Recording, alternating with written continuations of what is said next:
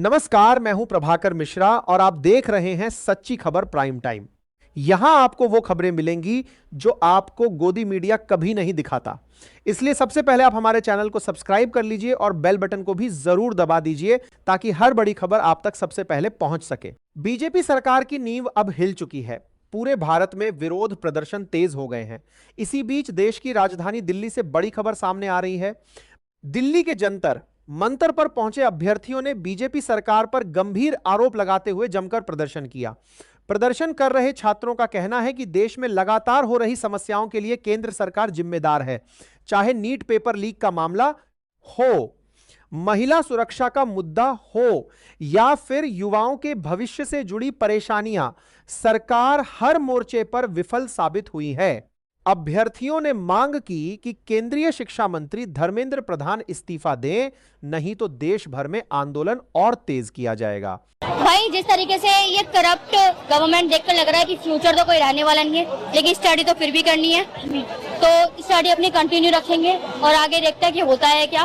और बाकी यही है कि सरकार को हटाना है। इस सरकार से बहुत ज्यादा परेशानी है। इस सरकार ने ना एजुकेशन को पता नहीं क्या बना के रख रखा है, तो सरकार को हटाओ, एजुकेशन अपने आप अच्छा हो जाएगा। अच्छा, इसके बाद कौन सी ऐसी सरकार है जो आपके हिसाब से आनी चाहिए, जो एजुकेशन सिस्टम को अच्छा करेगी, जो पेपर लीक होने से रोकेगी, जो देश के तमाम जो मुद्दे हैं जो आप चाहती हैं वो उठाएगी? ऐसी कौन सी सरकार? भाई, ऐसे तो कोई पार्टी लगती नहीं है, लेकिन फिर भी सबसे वाहियात अगर कोई पार्टी है ना तो ये बीजेपी है। बीजेपी को हटाकर कोई सी भी पार्टी ले आओ वो मंजूर है, लेकिन बीजेपी मंजूर है। बीजेपी से दिक्कत क्यों है, मतलब क्या रीजन? करप्शन देख रहे हैं आप।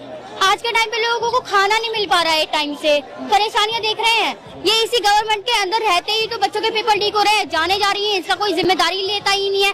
तभी तो परेशानी है इस भ्रष्टाचार सिस्टम से, इस सरकार से, इस बीजेपी से। अच्छा नीसू, अब बीजेपी के पहले क्या घोटाले नहीं हुआ करते थे? क्या बीजेपी के पहले है वो कहा जाए दंगा फसाद लूट खसोट नहीं हुआ करती थी? होते थे, लेकिन इतने नहीं होते थे जितने अब हो रहे हैं। अब तो आए दिन प्रोटेस्ट हो रहे हैं, अब तो आए दिन कुछ ना कुछ हो ही रहा है।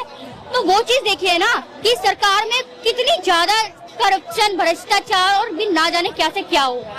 अच्छा नीसू, कई बार मैंने आपकी वीडियोस देखी है तो कमेंट भी मैंने पढ़े, तो उसमें तमाम लोगों ने कमेंट किया है कि आप हिंदू विरोधी हैं, आप कहा जाए जो हिंदुत्ववादी कई सारे लोग हैं उनके विरोध बात करते हैं। जैसे जय भीम का सभी लोग, भीम जी का सभी लोग सम्मान करते हैं, क्योंकि वो कहा जाए एक ऐसे व्यक्ति हैं जो कहा जाए जिनको हर कोई कभी भूल भी नहीं सकता, क्योंकि उन्होंने संविधान का निर्माण किया है और उनके साथ में अनेकों लोगों ने मिलकर के किया है। आपको क्यों, मतलब इस तरीके से जो लोग इतना हेट करते हैं, रीजन क्या है? मतलब क्यों जो आप हिंदुत्व विरोधी इस तरीके की जो वीडियोस हैं वो कई बार बनाते हुए भी आप नजर आती हैं, इस पे क्या कहते हैं? उनके अंदर समझ नहीं है, उनके अंदर सोच नहीं है, उनका दिमाग पूरी तरीके से खत्म कर दिया गया है सिर्फ और सिर्फ पाखंड के नाम पर। और शायद हम कहीं ना कहीं पाखंड की पोल खोलते हैं, सच बताते हैं, तो इससे इन लोगों को परेशानी होती है और शायद इसी वजह से ये लोग मुझसे हेट करते हैं। और बाकी ये जाने की ये क्यों हेट करते हैं।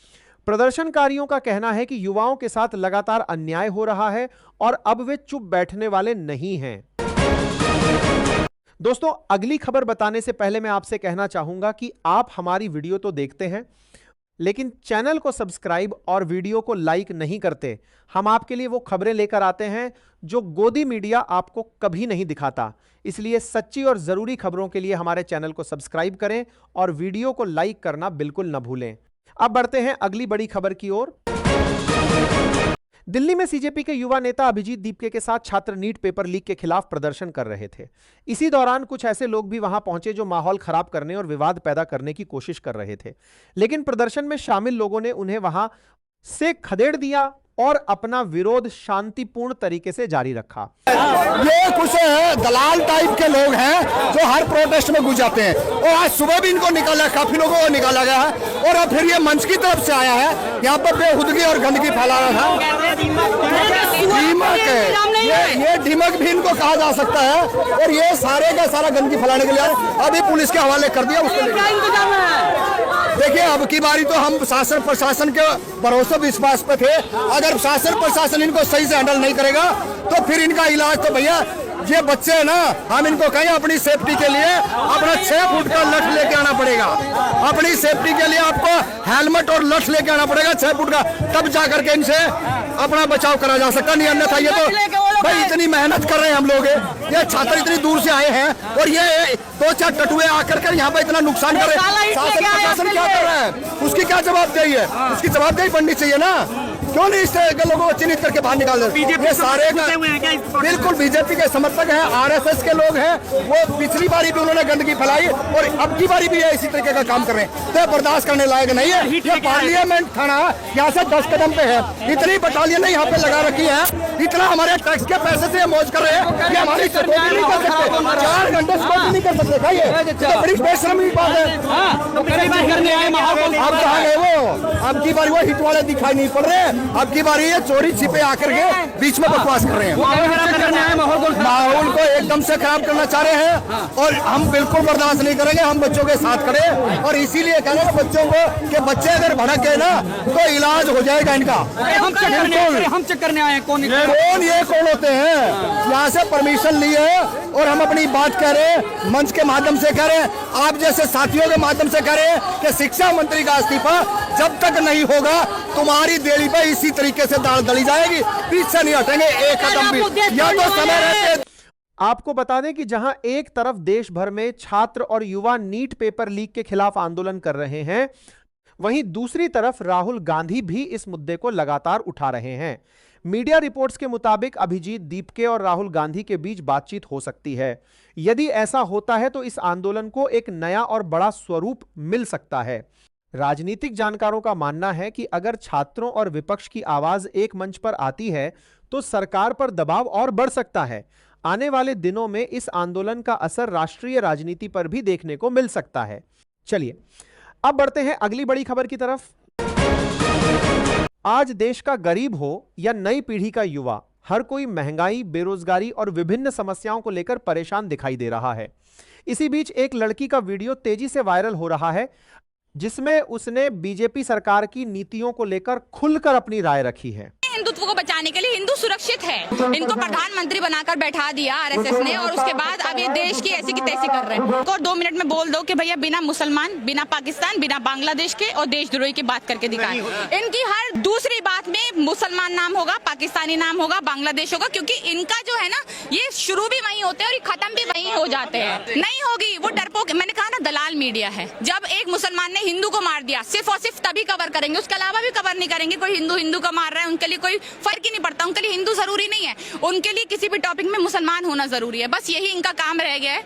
इस देश में अगर आपके पीछे खान मोहम्मद लगा हो तो फर्क पड़ता है, इस देश में आपके पीछे शर्मा और पंडित लगा हो तो फर्क पड़ता है। तो खुद कहते देखिए मैं दलित हूँ और मैं तो दिन रात, हमारे घर में बाबा साहेब की मूर्ति है, मेरे हाथ पे टैटू भी बाबा साहेब का बना हुआ है, जिनकी वजह से हम लोग सांस ले पा रहे हैं, लड़कियां घरों से बाहर निकल पा रही हैं, पढ़ पा रही हैं, लिख पा रही है, जिसके वजह से आप लोग बाइट ले पा रहे हैं, आजाद है, आजाद घूम पा रहे हैं, जिसके वजह से हमारे सारे मौलिक अधिकार हैं, उनको अगर उनका नाम लेने पर अगर आपको एक नीला कबूतर या भीमटा बता दिया जाए तो उससे बड़ा दुर्भाग्य कोई नहीं हो सकता। क्योंकि जब भी कोई प्रोटेस्ट होता है ना पीसफुली, ये अपने कुछ घटिया जो अंधभक्त हैं, जो टुच्चे मुच्चे से हैं, उनको 150 रुपए देकर बेचते हैं और फिर कहते हैं कि जाओ वहां पर गाली बको, जाओ वहां पर ऐसी ऐसी बातें बोलो जिससे हुड़दंग मच सके। जो ऑक्सफोर्ड यूनिवर्सिटी के इंसान को पप्पू कहते हैं और एक खुद जो टेलीप्रॉम्प्टर के बिना बात नहीं कर सकते, वो पढ़े लिखे हैं, जिनको बात जब भी किसी नेता से बात करते हैं तो हंसी में टाल देते हैं, उनको एक इंग्लिश का वर्ड तक बोलना नहीं आता है। ये ढीठ लोग है ना, मतलब बिना रीढ़ की हड्डी के लोग है। रीढ़ की हड्डी होती ना तो ये मतलब हमारे सामने खड़े होने लायक होते हैं, रीढ़ की हड्डी के बिना लोग हैं ये।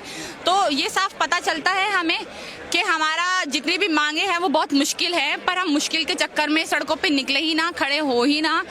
तो कहते हैं ना कि संसद आवारा हो जाती है अगर सड़कें सुनसान हो जाए तो हमें सड़कों को सुनसान नहीं रहने देना है। लेकिन आप कह रहे हैं कि रीढ़ की हड्डी नहीं है, कॉकरोच तो आप लोग बोल रहे हैं कॉकरोच के अंदर हड्डी नहीं होती है। कॉकरोच के अंदर हड्डी नहीं होती तो वो यहाँ पर खड़े नहीं, हम उड़ सकते हैं, हम उड़ने वाले लोग हैं, हम उड़ के इनके ऊपर कब्जा करने वाले लोग हैं। हम वैसे लोग हैं कि उड़ के इनको इतना परेशान कर देंगे कि इनको हमारी मांगे पूरी करनी ही पड़ेगी। और ये जो बोल रहे हैं ना कि लाल ईंट वाले लोग आए, वो मैं देख रही हूँ वहाँ पर जब मैं अभी आई कि वो 5-6 लोग खड़े हैं और वही गंदे लोग जो अपने मुंह से पता नहीं गोबर उगलते हैं, मतलब बहुत ही गंदे लोग जो सिर्फ दिन रात मुसलमानों को गाली बकते हैं, कास्ट के ऊपर बात करते हैं, धर्म के ऊपर बात करते हैं, हमारे देश के युवाओं के ऊपर तो बात करी नहीं उन्होंने। हिंदुत्व को बचाने वाले लोग हैं वो लोग। हाँ, हिंदुत्व को हमें नहीं बचाना भाई, काय का हिंदुत्व, कौन सा हिंदुत्व, हमें कोई इंटरेस्ट नहीं है हिंदुत्व को बचाने के लिए। हिंदू सुरक्षित है, ठीक है ना, हमें कोई इंटरेस्ट नहीं है। खोड़ा में सरेआम चाकू मार दिया जाता है, चाकू मार दिया गया। तो जितने भी हम जिनको कॉकरोच बोला गया हम सब भाई हिंदू ही हैं, ठीक है। बहुत ही देश में मुसलमान है ही कितने, है ना।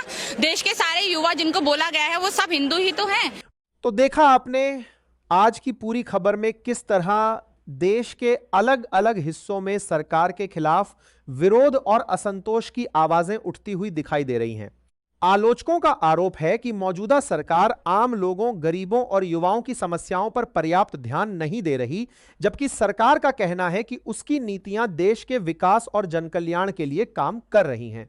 जनकल्याण के लिए कि अब इस मुद्दे पर आपकी क्या राय है? क्या आपको लगता है कि सरकार जनता की उम्मीदों पर खरी उतर रही है या फिर बदलाव की जरूरत है? और अगर आज चुनाव हो जाएं तो आप किस पार्टी या किस तरह की सरकार को सत्ता में देखना चाहेंगे? अपनी राय हमें कमेंट करके जरूर बताइए। साथ ही वीडियो पसंद आई हो तो इसे लाइक करें, चैनल को सब्सक्राइब करें और ऐसी ही खबरों के लिए हमारे साथ जुड़े रहें।